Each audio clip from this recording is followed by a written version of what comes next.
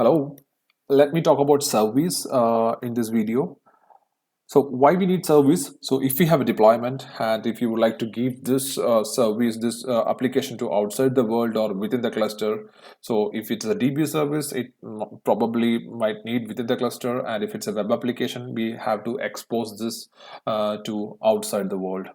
So outside the Kubernetes cluster. So we use services for that. So there are basically three types of service types. One is node port. So in the node port, the Kubernetes, what it does, it exposes the port number from 30,000 range to 32,676. So whenever you try to expose a deployment using type node port, you can see that Kubernetes uses the port, and when you do netstart-tupln, you can see that one of the random port from this range is getting selected. The second type is cluster IP. This is nothing but the IP which is generated or the connection which will be within the cluster. I can say it's within the cluster. And the third type is load balancer. Load balancer will be used mainly in the cloud environment. So for example, if you take AWS, when you say type load balancer and create a service, it create a dynamic load balancer like a classic load balancer in the cloud environment. So if you have an in-house Kubernetes cluster or within your laptop, you have to use node port or cluster IP, depends on your demand. So I can say it's a cloud load balancer. So let us see how to expose a service. kubectl create, it's expose deployment nginx hyphen name equal to nginx hyphen svc, nothing but the name of the service, and you have to say what the type you are going to use.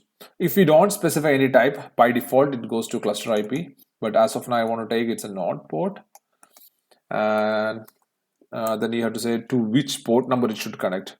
So I say equal to 80 because it's nginx, mine is nginx deployment, and the port is 80. So the port of the service, and there is a target port. If you don't specify the target port, by default it takes the same port as the target port. Hyphen dry run equal to client to make sure that everything the command is correct.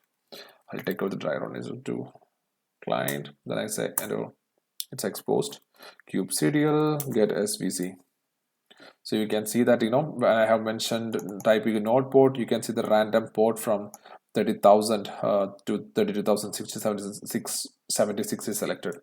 So the same command, if I don't specify type equal to node port, and obvious I have to create a new service. I say cluster IP, enter.